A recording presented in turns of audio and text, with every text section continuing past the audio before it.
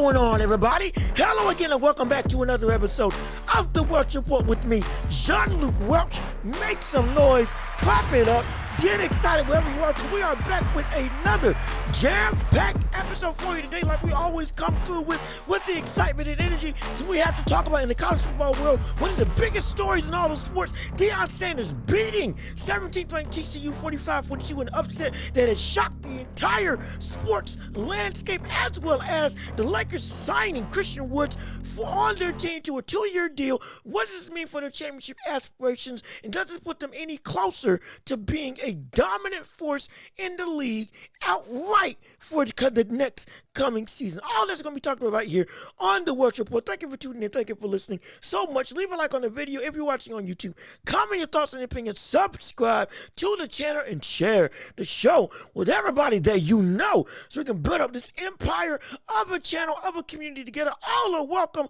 All are wanted right here on The Welch Report. So please share the show with everybody. Also, we're available on every podcasting platform: Spotify, Spotify, Apple Podcasts, Google Podcasts, you name it, we're on it. If we're not there, tell me and I'll get there. But without further ado, we have to talk about Deion Sanders of Colorado beating TCU in what is actively one of the bigger upsets that we've seen in college sports, because you have to understand the backdrop of this entire situation with Deion Sanders in Colorado as a whole. Not only is it that Deion Sanders, coming from HBCU, had been looking, or in the public eye, was looking to see if he was actually had what it takes to compete at an FBS level legitimately against top scene competition that is respected throughout the whole of the college football world. Would he actively be able to compete when it comes to coaching at this level of college football, what's seen as the higher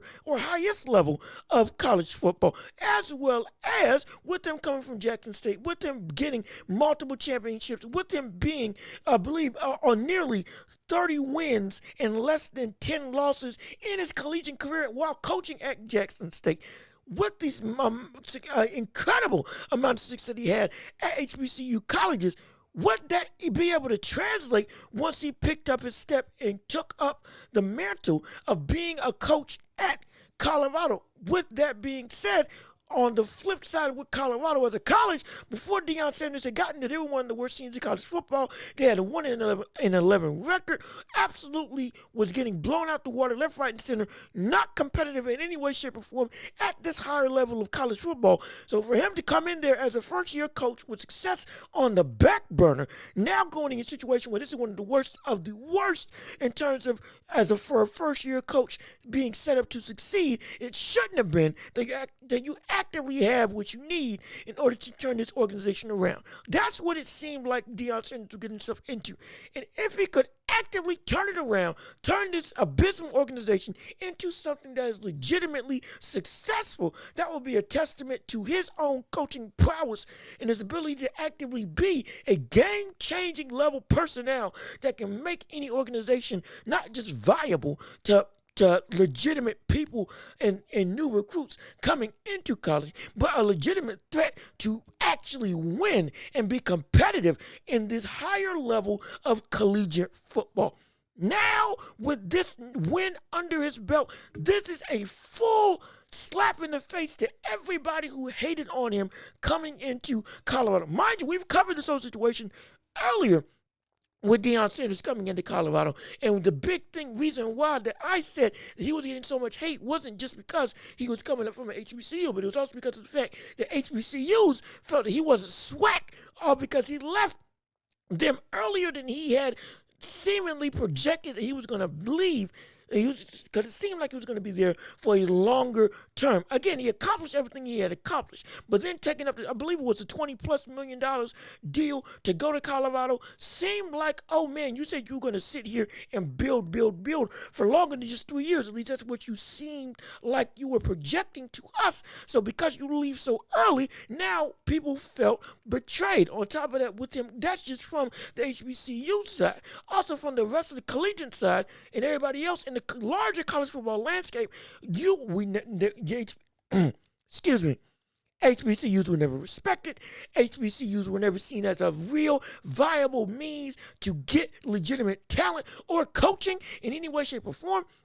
So with that being the case, all of this stuff was picked up against Deion to essentially foster nothing but hate and contempt and legitimate ire for whether or not he would actively be something real in the college football landscape once he steps up into the big boys table of the FBS. Now going up against TCU, mind you, a organization who had played in the college football championship last year against Georgia. Yes, we understand they got beat. Yes, we understand they got routed. Yes, we understand they got whooped outright. Absolutely, because Georgia is a dominant powerhouse organization. But TCU, nevertheless, is a legitimate squad. And because that's the case, for this to be Deion's first test, it is seen as, and was seen as, legitimately concerning. Concerning in terms of, there was a two-sided coin. It was concerning if he lost because then it would show and give everybody the fuel to say, I see, he ain't actually what he been saying is. All that Louis Vuitton baggage that he been saying he gonna bring to Colorado is all fake. It's a fake luggage. Nothing is real about what he's actively trying to bring to the table. And he's just a facade of a legitimate megastar when it comes to the college football world. And he's just a phony. That was one side of the concern. But the other side of the concern was if he does in fact beat a legitimate organization like TCU, now everything that people have been saying about him is legitimately going to be thrown back in their face because it's been rah of whether or not Deion, or excuse me, not whether or not, it's been rah that Deion will not be able to compete in the higher level of college football competitiveness. And if he actually is able to succeed, mind you, nonetheless against somebody who just made it to the highest of highs in the college football landscape with TCU going and again, losing, but still getting to the college football championship against Georgia. If he's able to actively be successful against somebody that nearly climbed the top of the mountain, this is a situation where, oh shoot, this changes a whole bunch of things in terms of the very landscape and the foundation of college football. This could be a legitimate takeover from Deion Sanders on the rest of the college football world. And we got to see the latter actually transpire with everything that Deion said that was going to happen with him and his organization being backed up by how they performed against TCU. Again, you had Shakur Sanders, who was somebody who everybody said was only successful because of where he played in Jackson State and against other HBCU colleges, and that he wouldn't be able to actively do that against legitimate competition. Well, he put up 500 plus yards, 4 touchdowns, had a 90 QBR rating, and 0 interceptions for the entirety of the game. Legitimately was dotting TCU up left, right, and center, had poise in the pocket, was smart, was controlled, was conditioned to be able to not let the moment overshadow him, and add an absolutely insane performance against, again, a college football champion runner-up. On top of that, you also had Travis Hunter, who played utterly phenomenal. You want to talk about a dual threat? We know we talk about it with QBs. Travis Hunter is a legitimate dual threat on both sides of the ball, offense and defense. This man had 11 receptions, 110 yards, on top of having an interception on the defensive end playing cornerback. This man is can be legitimately seen as one of the best college football players in the entire nation, with them being able to be legitimately a top-tier threat on 2 sides of the ball. Makes him, this is something that we haven't seen in a mighty long time, somebody who is able to be this adept at being a defensive and offensive juggernaut in college football. They were able to put together an absolute phenomenal performance. And again, people say that TCU doesn't have a great defense. Okay, fine, understandable. Their offense is still a high-powered offense. And Deion Sanders and Colorado were able to match them blow for blow, bar for bar, throughout the entirety of the game. In a situation where, again, with somebody like Shakur Sanders leading the way, many people doubted that he would actively be able to put up the same numbers against legitimate competition. And even if the defense that he's facing isn't great, he would never be able to keep up with the offensive output that we can see these college football programs actively put up. Again, what did we see in that same weekend? Oregon put up 81 points. Another team put up 71. Just blowouts left, right, and center. It was a situation where if you can't compete offensively, you don't have a shot. And what did we see happen? Legitimately, Colorado was able to not just hold their own, was able to be the aggressor and be the man that then TCU had to chase to keep up with their own offense. It was phenomenal. And it showed and shut up everybody that was talking bad about Deion Sanders, about Shakur Sanders, and about the entire organization and the entire program that Deion was trying to build in Colorado, showing and giving credence to say he actively belongs here in the college football world, in the big boys arena, in the best of the best. We know now that Colorado and Deion Sanders can actively compete. And now they went from just being a juggernaut, or excuse me, from being a team that was seen as an underdog, be perfectly honest, and a team that wasn't, again, was a Cinderella story that was going to end fairly quickly, to now a team that's now got a target on their back and everybody wants them to get beat because now they don't want to see a legitimate team, a legitimate underdog that is proving everybody wrong, continue to have this level of success. Yes, we know we have a lot of people rooting for Deion Sanders, but there's also a bunch of people that are hating on Deion Sanders, hating on Colorado, and it's going to throw in the premise of, oh, this TCU wasn't really a great team. Oh, they didn't have a great defense. Oh, they were just a one-hit wonder last season. All of that's going to be thrown back in Colorado's face, or attempted to be thrown back in Colorado's face in an effort to discredit everything that Colorado and Deion Sanders said that they were going to do, and they actively accomplished it. They said that they were prepared. They said they were ready. They said Shakur could perform. They said that they were, as a team, built to compete with anybody. They knew what they were actually capable of, and nobody actually gave them a legitimate shot. Now that they've won, they're going to try to use every excuse. And this, when I say they, I mean media, the public, opposing teams, whoever chooses to still not give Colorado and Deion Sanders the credit that they actively and now deservedly have earned from the greater college football landscape.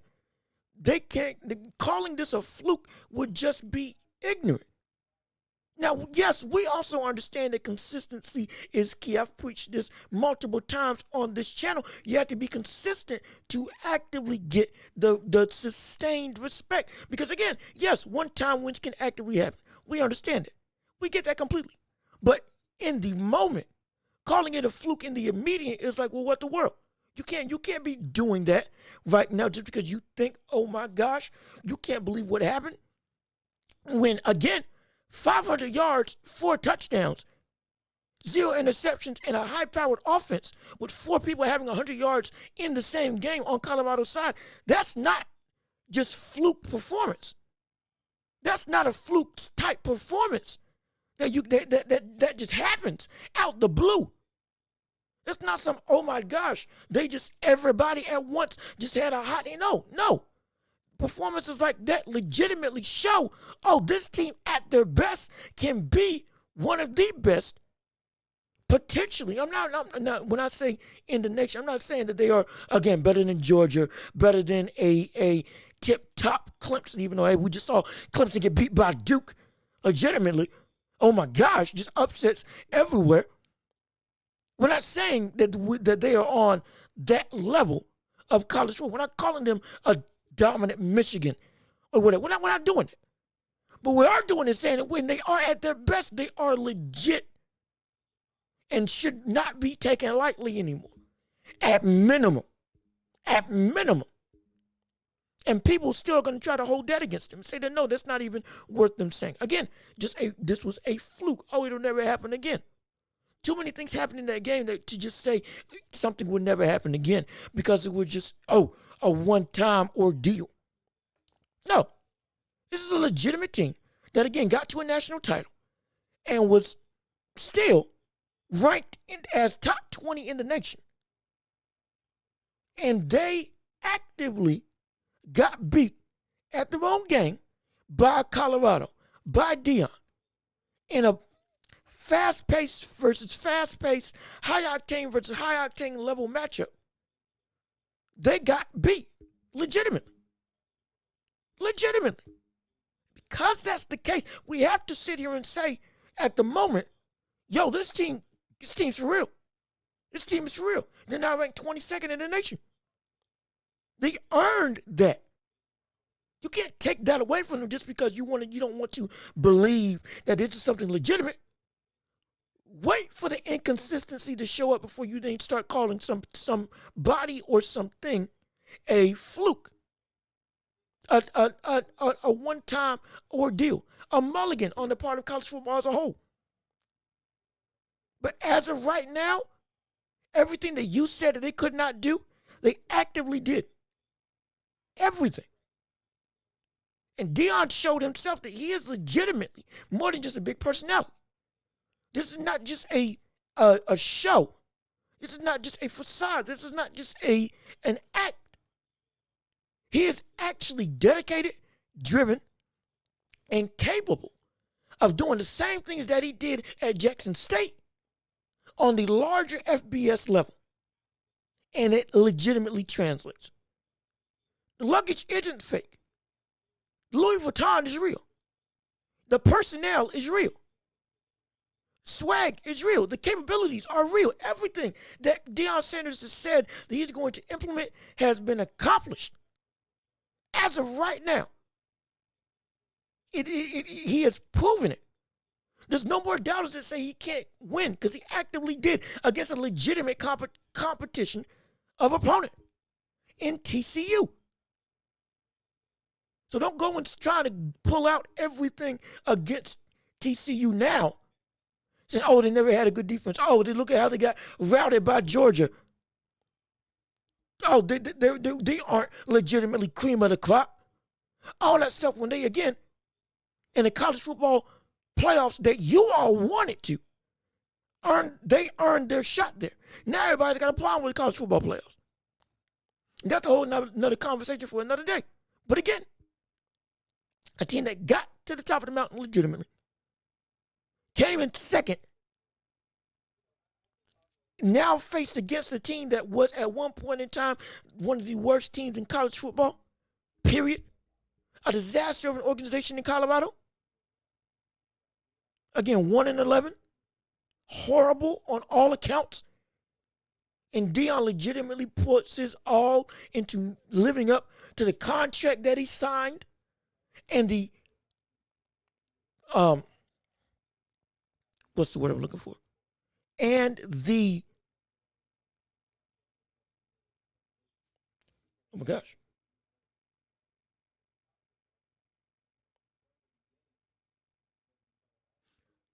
And the standard that he set for himself and for the organization.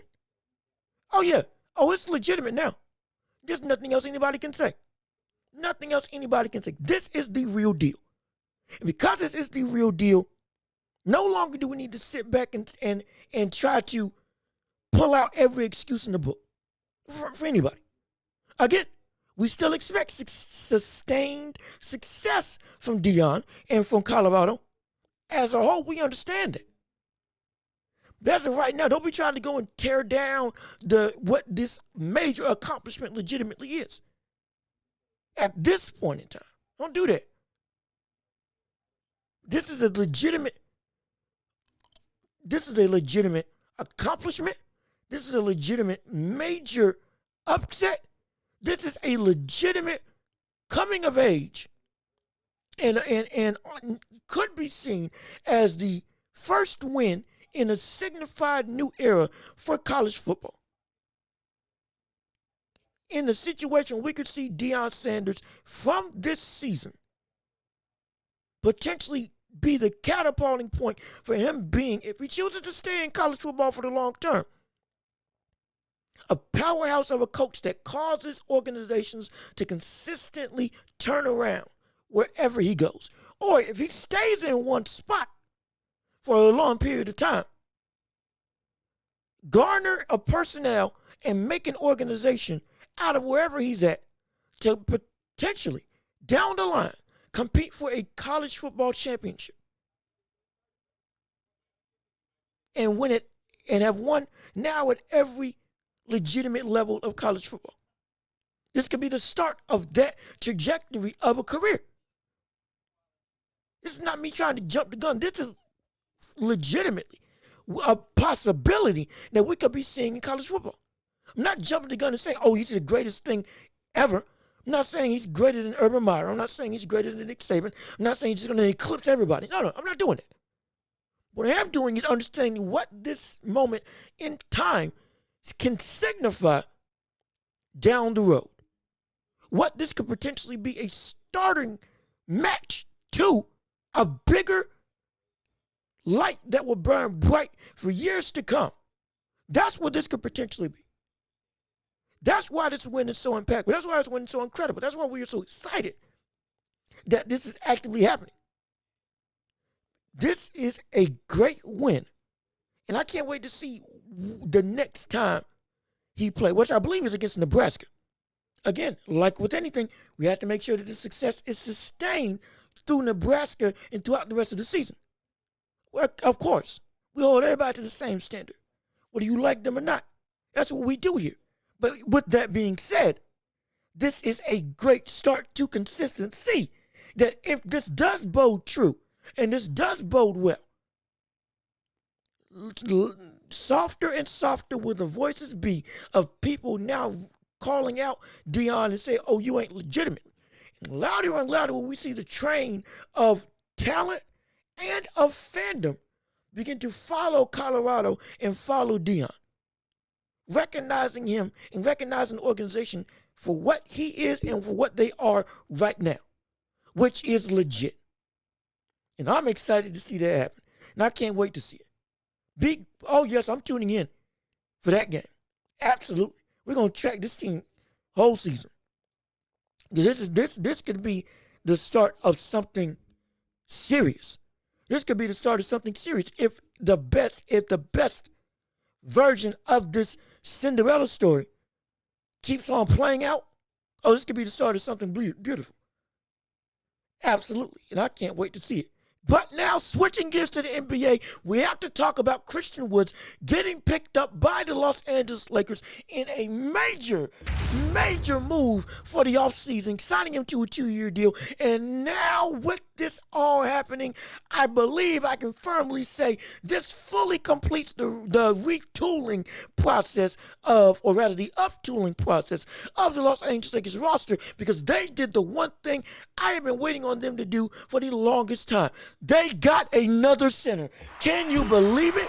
Thank the goodness we are finally seeing a similar team to the 2020 championship squad that the Lakers had when they were well-rounded, on all fronts. And I say that because understand when they won in 2020, they had a great shooting supporting cast. They also had a great ability to switch on defenders 1 through 5. And on top of that, they had great interior presence to be able to not only score with Anthony Davis on the inside, but also be able to catch lives with Dwight Howard and be able to defend, and JaVale McGee as well. And with all three of them, be able to defend inside of the post and be a dominant defensive wall against all teams in the NBA. And now that we see the Lakers retooling and uptooling and upgrading like they've been all offseason long, it is a legitimate comparison that I can now make to that team in 2020, because they have every single piece necessary to be able to not just compete, not just defend, but also to outscore and outrun any team in the NBA. They got youth, they got shooting, they got length, they got strength, they got defense, they got post presence, they now have rebounding, and they have switch ability on defense. They have the ability to be multifaceted on the offensive. I mean, they can run multiple lineups. Either way you cut it, this team looks like they can go with anybody and not feel outmatched, not feel out of place, but instead now have teams adapt to them because of their personnel.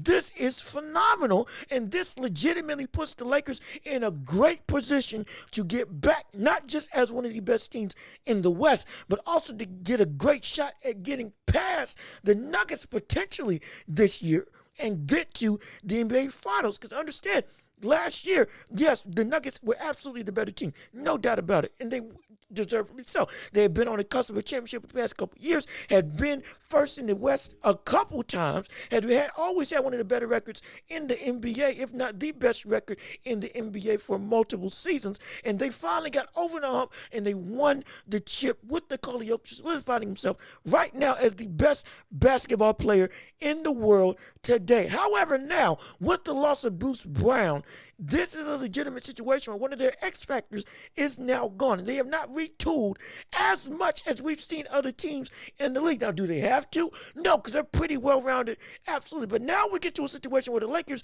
were one of the main reasons why they lost that series. Well, not just because of Nikola Jokic's and Jamal Murray's phenomenal play. Absolutely. No, again, not taking any credit away from what that team did, because they absolutely ran roughshod, and deservedly so, on the Los Angeles Lakers and against every other team that they faced in the playoffs, because they were just that good. However, now we can legitimately say that from top to bottom, Lakers have been able to match one of the biggest things that made the Nuggets, as well as the Bucks when they were winning the championship, and other teams around the league like Boston Celtics, who were consistently and are consistently in contention. And what they've been able to do is match their depth. They now have a roster from top to bottom, similar to 2020, that is filled with pieces that can all compete and legitimately add to the production of the Los Angeles Lakers. This is what I've been waiting for from this team, to get back to the roots of what got them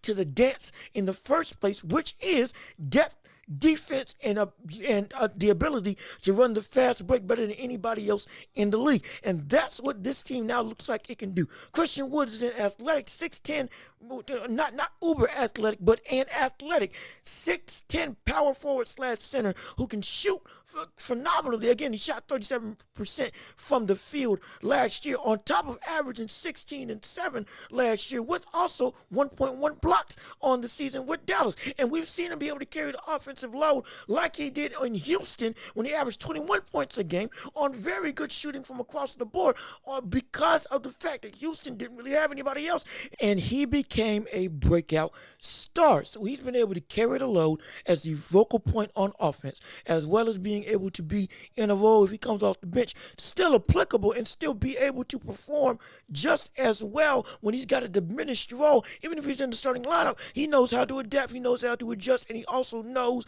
how to still be able to utilize his best assets, which is being able to be a stretch 4 or stretch 5 if he does play the center or power forward on this team, as well as having the ability to, if he needs to create his own shot, take it off the dribble from time to time against slower big men that's going to be matched against him, as well as being able to have the hustle to get back on defense, run out in transition, and play to the strengths of the Los Angeles Lakers, which is running in fast break. This is a pickup that makes so much sense for the Los Angeles Lakers, and has now put them in a prime position to take the reins as being one of the high favorites in the NBA, not just in the West, but in the NBA, to be seen as a real threat to get to a championship. And this, I can't wait to see the matchup between the Nuggets and the Lakers come this season when it happens again, if everybody stays healthy. Also, by the way, he averages 60 over the last 4 seasons. He's been playing between 62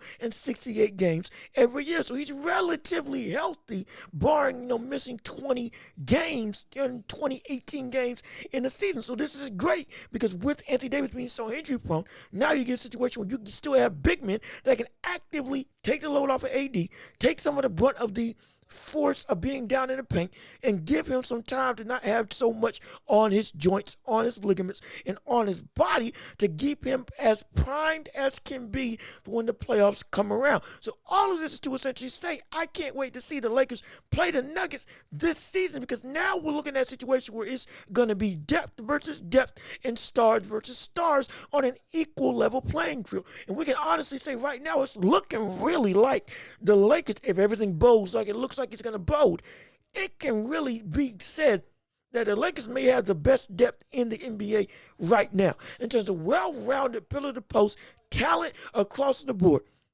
With Gabe Vincent, with Cam Reddish, with now Christian Woods, on top of Willie Hachimura, on top of Austin Reeves, on top of D'Lo, everything looks like they have actively done everything possible, at least within their power, to keep not just the money on their side, but also retooling to the point that now every hole that we had a problem with in terms of what the Los Angeles Lakers were watching them over these past couple years, ever since 2020, now has been plugged up and has now been solidified as no longer a weakness, but now a legitimate strength for this team. This is going to be a very interesting NBA season for the Los Angeles Lakers because this looks like the best opportunity for them to actively get to a championship. With LeBron getting surgery and being healthy, most likely, come next season, and Anthony Davis seemingly having better durability like we saw in the playoffs. Again, we're still concerned, and it's why I'm so happy that they got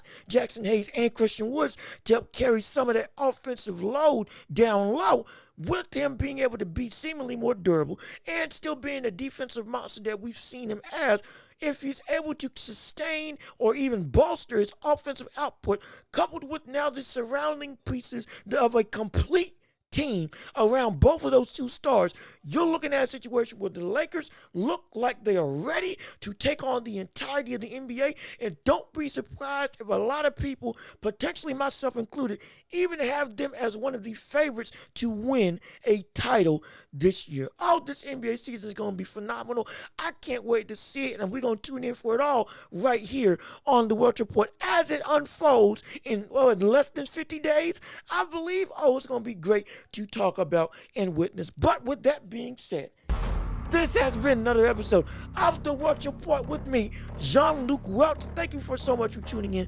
Thank you so much for listening. You've been phenomenal. Again, leave a like on the video. Comment your thoughts and opinions on any segment of this show. Subscribe to the channel and share the show with everybody that you know so we can build up this empire together. Absolutely. Again, you all have been beautiful. Y'all have been wonderful. We're available on podcasting platforms everywhere. So rate us 5 stars on everything. Spotify, Apple Podcasts, Google Podcasts. We can get more ratings. We can get more people to listen to the show. Absolutely. But this has been the Welch Report. I've been Jean-Luc Welch. Y'all have been phenomenal. Peace and love.